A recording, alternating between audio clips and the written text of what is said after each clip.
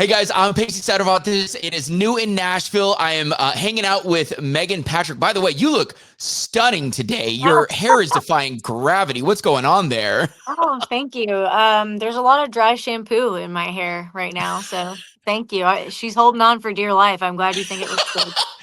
Is she? Because I would never get. I don't know what dry shampoo is. Sorry, I'm a guy. So That's does that like it's okay. The, hold the it in girls get place? it. The girls get it.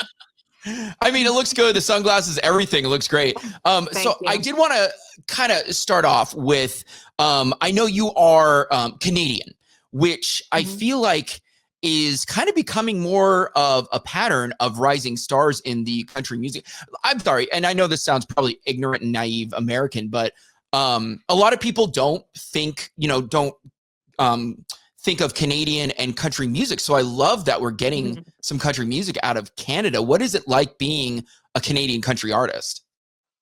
Yeah, I mean, there's a ton of great not only country music coming out of Canada, but there's a ton of big country fans in Canada.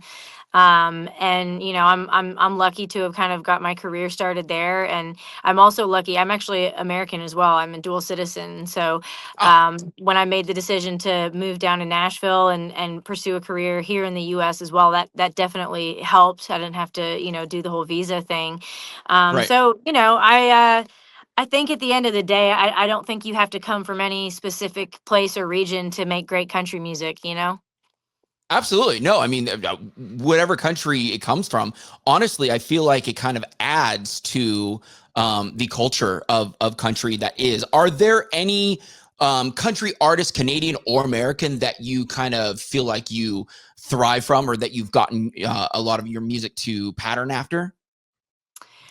Um, I mean, not really. I've never really tried to pattern my music after anybody else. My goal has always been kind of to just figure out who I am and what sets me apart and what makes me different and try and be as like unique and as authentic to me as possible. Obviously, there's artists that have influenced me that I love, I mean Eric Church is one of my favorite modern Yeah. country artists, and one of the things that I would say I took from him is I felt like he always did such a great job of making full albums that had a theme or a story, and they were cohesive, and they were pushing the boundaries of genres, and like it was clearly something where he was making like art, not just here's a bunch of singles that I threw together on an album.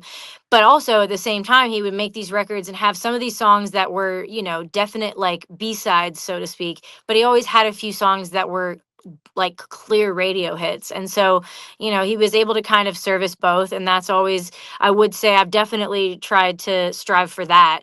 But yeah, I'm trying to just find my own voice more than anything. Is there any kind of vulnerability that you would say comes from being yourself? Essentially, you're writing about your own situations and your own experiences. Is there kind of like I know would you say you have to become more vulnerable when you're in that case of writing that music?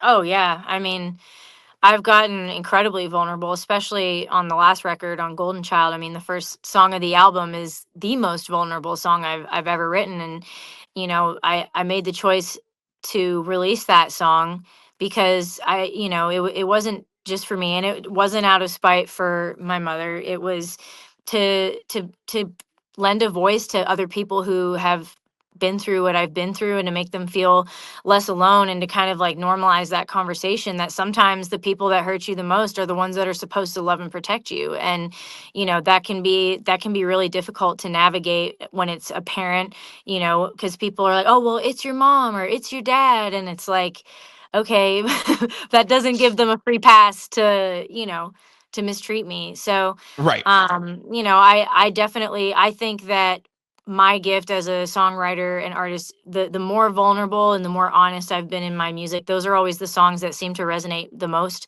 with the fans. And so it's always a little scary for me, but totally worth it, because if that's how I'm reaching the fans and able to make an impact, then that's what I'm called to do.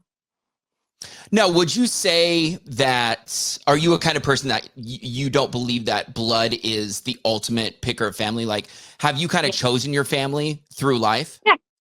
Well, and I mean, don't get me wrong. I have a great relationship with, my dad and my sister and, other family members. But I also am someone who also has very much chosen my own family. When I moved to Nashville, I didn't know anyone. And I made some amazing friends that are like family now. I have my husband and I have, his family as well. I've got a great mother-in-law and brother-in-law, and so I definitely, I think family is just, it doesn't have to be blood. It's the people that show up for you and love you and see you for who you are.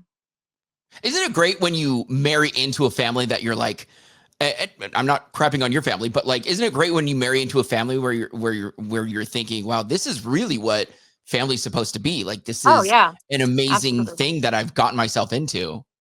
Yeah, I think God has a way of providing in all kinds of ways, and getting you what you need. And for some of us it just comes in a different package. And so, I don't feel any like bitterness really or anger anymore about it. I'm very at peace with where I'm at in life and the choices that I've made and the people I choose to surround myself with, because I know that I'm truly loved and seen by them. So yeah, and I wanted other people to know that they can do that too, and they don't have to feel guilty about it, and that they're not alone.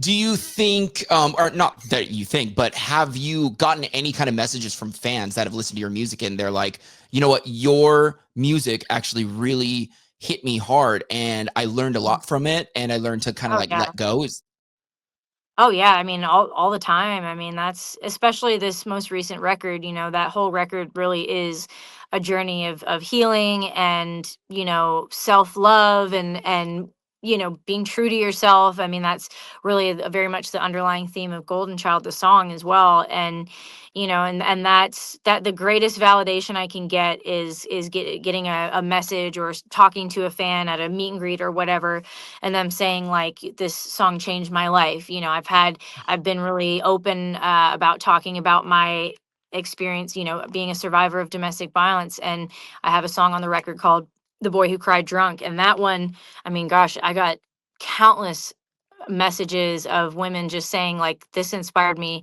to leave my abuser. Like, I just packed up my kids and left, like in that. wow. I mean, I just am so honored and humbled to know that I could have that kind of positive impact on people. I mean, God didn't just give me a gift to make a career out of it. He gave me this gift to help others and to give back, because music has done that for me. Music has always been really healing and life-changing for me, and so I just want to be able to be that for other music lovers. How cool is it that essentially God gave you a voice not just to entertain people, but to help people through their life? Yeah. Like that must be really a cool feeling, huh? I feel very blessed, and I'm just so glad that that's my calling, because I think you're always happiest when you really find your true like calling in life, and you do it on purpose and with confidence and with faith. That is, I'm so like happy and at peace with where I'm at in my life and with the music I'm making. And it's a really beautiful thing, the connections I get to make with my listeners. They're not superficial, they're deep, and Yep. I Yep. think that's really powerful. I love that. Speaking of people that have looked up to you, you've toured with people like Luke Bryan, Keith Urban, John Party, and a whole lot more. Like, what can you tell me? Like, I know you're not supposed to pick favorites, but would you say who did you learn the most from? Maybe I can ask. I mean, truly, I learned a lot from everyone that I've been on tour with. But the one that stands out to me, and I think it was probably because it was really my first kind of real tour, very, very early on in my career when I was still back in Canada. I went out on some shows with Kit Moore, and Oh, he was just the best. I mean, I was like in a van, with my band, like not even a 12 passenger, like a minivan with my band. And we're going around to these venues. And I remember every time we were there, like he would always come and like check us out and be like, hey, you guys good? Do you need anything? How was sound check? Like, if you need anything, let me know. And like he would watch parts of our show and he'd come out to our dressing room after and be like, man, you guys killed it. Like, I love it. Always just like so kind, and the way he treated yeah. everybody, and you could tell that filtered all throughout his whole camp. camp, just the way people treated each other. And there was one night where we played a venue where there was really only one green room. So like obviously the green room goes to, the headliner. That's Right. understood. And that's fine. I've gotten ready in a van before. I'm not, that was fine with me. But he came and he goes, no, no, no. He's like, let me know when you need to like get ready and get changed. I'll kick everybody out and like you can have the room and then you guys like hang out, like treat it as your own. There's liquor on the bar, help yourself. Like he really set the bar high for how you treat your openers and your band and your crew. So that really stuck with me, and I'm really glad that was one of my first experiences. I love that, dude. Kip Moore is such an amazing guy. Like you can just feel his energy. Oh It's yeah. so He's positive. incredibly talented and really good at what he does.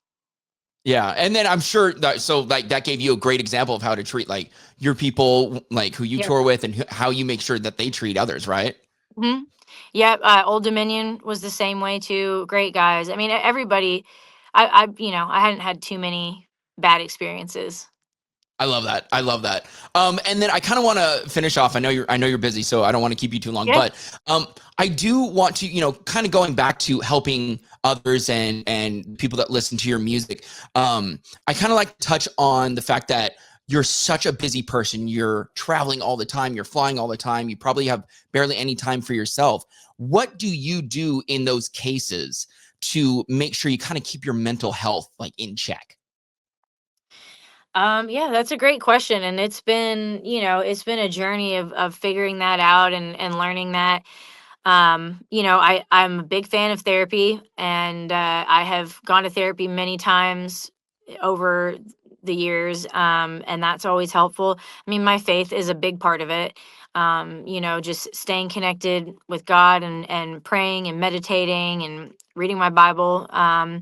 And just being outdoors. I love the outdoors, and I'm really lucky. We've got like 10 acres out at our house and a bunch of trails and stuff. Oh, So I like to just go out in the woods and like look for mushrooms and just like hang out with my dog. And then once hunting season rolls around, then I'm in a tree stand somewhere. So right. all of that kind of helps to keep me grounded and keep me focused on what really matters in life, and kind of gives me like a reset button when I need to get away from everybody. Yeah, I love that. And honestly, dogs can be therapy on their own. Really. Oh yeah, my dog is she's absolutely therapy. Like she's the best, and being with her, she just wants to do whatever I'm doing, and she loves to explore like me. So that's our special time together. Right. I love that. Well, Megan Patrick, thank you so much for coming on. I really love that you are, not only having fun doing what you do, but also like it seems like a lot of your music is really helping people out. So thank you so much for doing that, especially for your fans and helping other people. I really hope, this is not I feel like you're about to blow up. So I really hope that music Thank also you. like helps just Yeah. explode and help other people. I hope so too. I mean that for me, my legacy isn't, I don't want it to just be about, hit records or awards. I mean, I'm not gonna say I don't want those things too. Of course I do, Right. we Yeah. all do, but for me, what my legacy as an artist is really about is the impact and the listeners and the fans, and finding fans and keeping them over decades, I think is a true testament to the music you're making, and I hope I'm able to do that. Yeah, yeah, I'm sure you will. Well, Megan Patrick, thank you so much for coming on New in Nashville, and your hair made it through the whole time. Hey, there we go. I love it.